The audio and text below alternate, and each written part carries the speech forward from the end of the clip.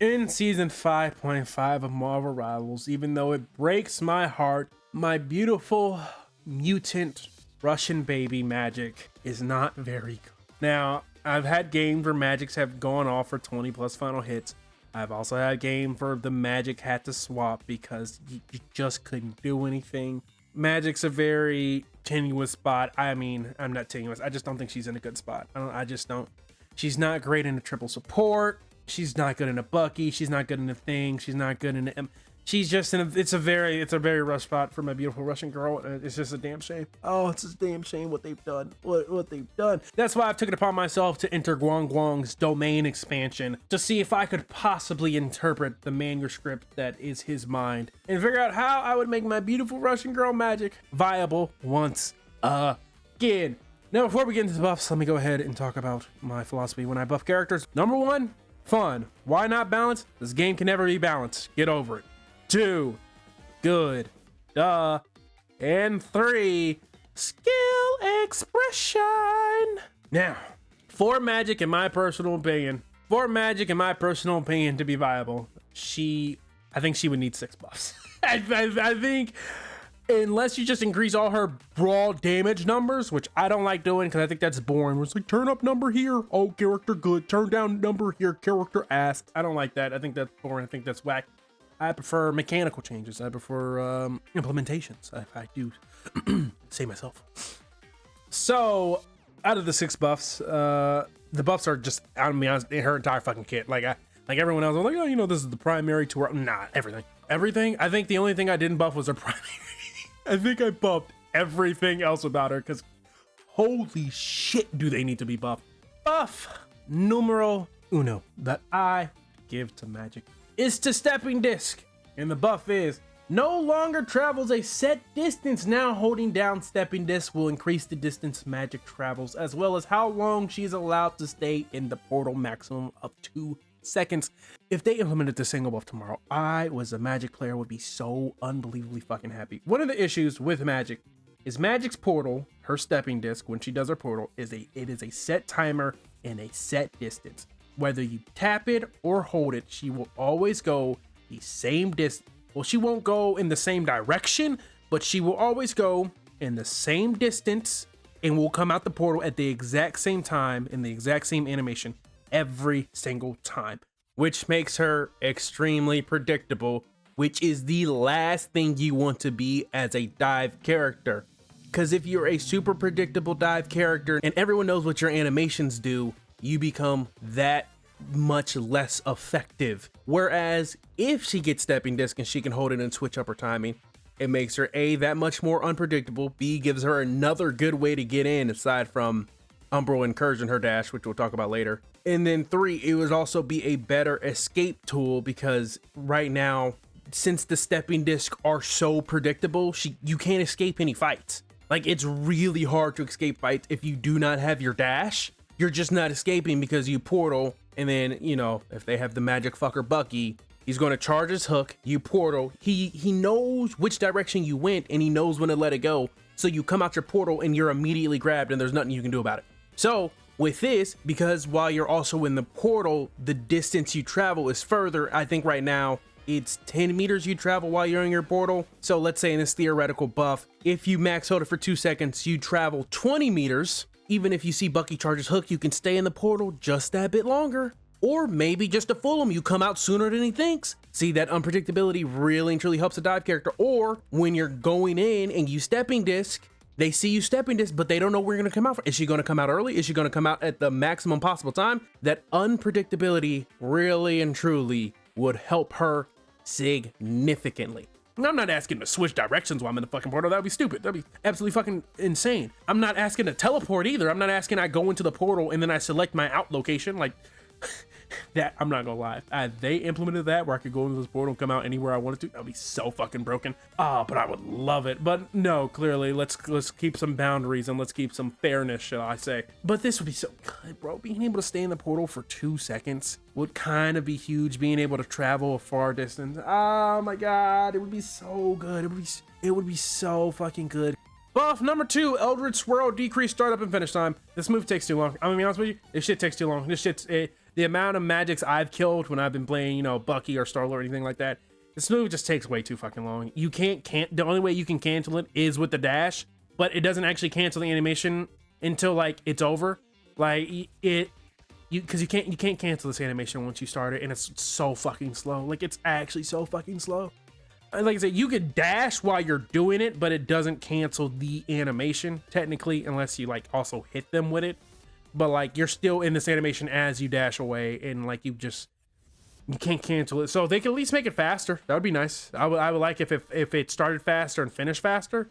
Her ult makes her a fish as it is. When she's coming out of her ult, it makes her the biggest fucking fish in the world.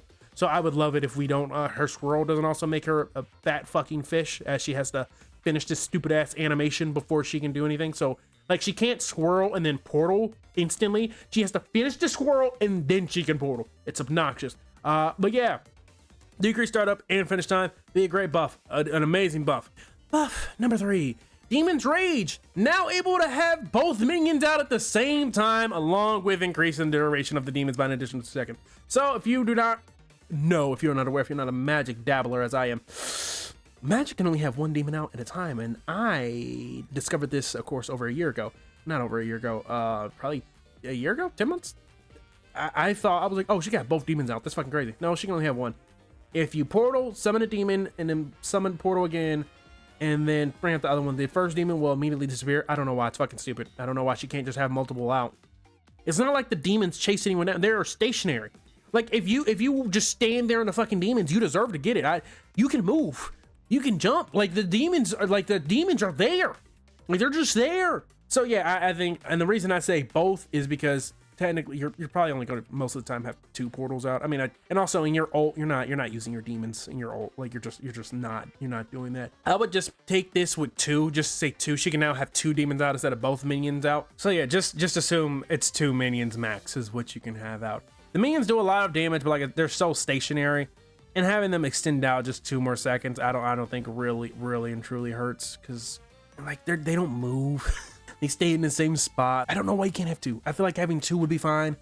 It would give her a lot more damage, and then also like it would give her more damage. It would give her more damage, because you can't kill any other strategist this goddamn season. So being able to kill the strategist this season would be helpful, would be great, would be lovely. Buff number 4, Umbro Incursion resets upon delivering a final hit. I know you've seen this one before. I put it on Black Panther and Spider-Man. Same thing. If she does her dash, she gets her dash, she gets a final hit, she then gets another one, and they can keep going. Every final hit gives her another dash, which is very, very important, because 90% of Magic's damage comes for her fucking dash.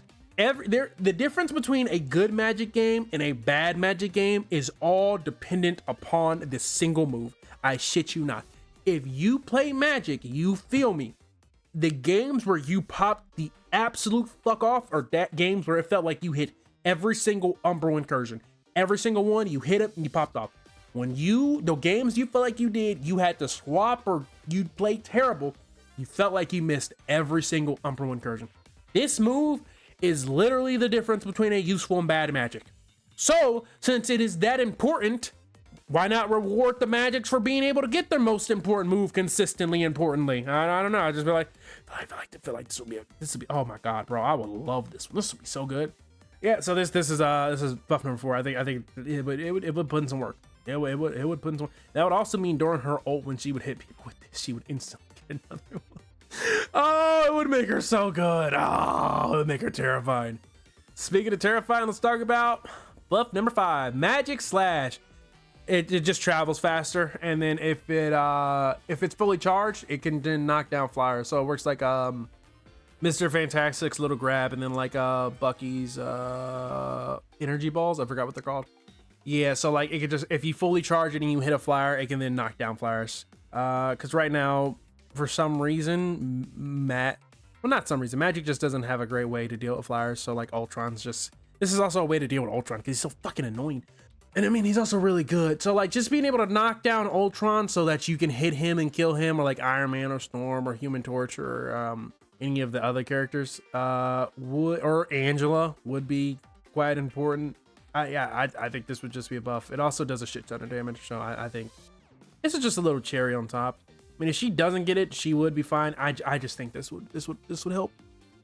I think it's a good little cherry on top. You know, it would do so much damage. It would knock down flyers and her ult will kind of also real help, because like the flyers can kind of get away with it. So sometimes, like if there's an Ultron and you ult, sometimes you literally have to fucking dash up into the air and then Umbra Horror up there try to kill him, or Eldritch Swirl up there to try to kill him. And it's just this being able to knock him down so he can be a part of your ult, so you can kill them all. It'd be great. It'd be wonderful. Anti-clanker, anti-clanker tech, I guess is what we're gonna call it. The last buff I would give Mrs. Ileana is Limbo's Might, her passive, which if you don't know, her passive essentially is every time Ileana does any sort of damage, she gets a bonus health. Well, we're simply just going to increase the amount of bonus health received upon doing damage. So that's pretty much it. I think currently it's like 17% of whatever damage she does. I'm pretty sure it's like 17-ish percent. Bump it up to like 30? 30%? Yeah, bump it up to like 30, 34, double it, because right, her melee attacks, I think she gets, I think it's 13, 14 or something like that. She gets, so giving her like 26 per hit, because she caps out at 400 and she starts off with, or her base HP is 250, so she essentially gets an additional 150 of bonus or over health and stuff like that. But just increase her bonus health. She doesn't, she's at 250. She's one of the 250, one of the last few 250 characters out here remaining. Everyone else just gets it, because also, like I say, Magik is required to get close. So getting close, because Daredevil, like we already know, Daredevil gets all the fucking overshield in the world from his abilities. And the thing about Daredevil is Daredevil gets all his abilities. The thing that makes Daredevil so insane is that his abilities aren't on cooldown. Like, he has 2 abilities on cooldown. The rest of them, bitch, as long as you're hitting, he's using the ability, so his overshield is constantly. So fuck it. Let's just give Magik. If she is hitting you, she's getting more overshield, so she can stay hitting you, fighting you, instead of getting this 13 overshield and then fucking Luna 2-taps you. Like, yeah, that's cool. Thanks. Great. Big push. Anyway, yeah, no, these are the 6 buffs I would give Ileana, aka Magik. And I think these 3 buffs would actually, these 6 buffs I think would actually, would bring her back up to A. I think they would make her A tier. So let me know in the comments below, what do you think these buffs would do to Magik? And also, while you're down there in the comments, if you wouldn't mind leaving a like, maybe even subscribing, it all helps the channel. But that is all I got. I am gone.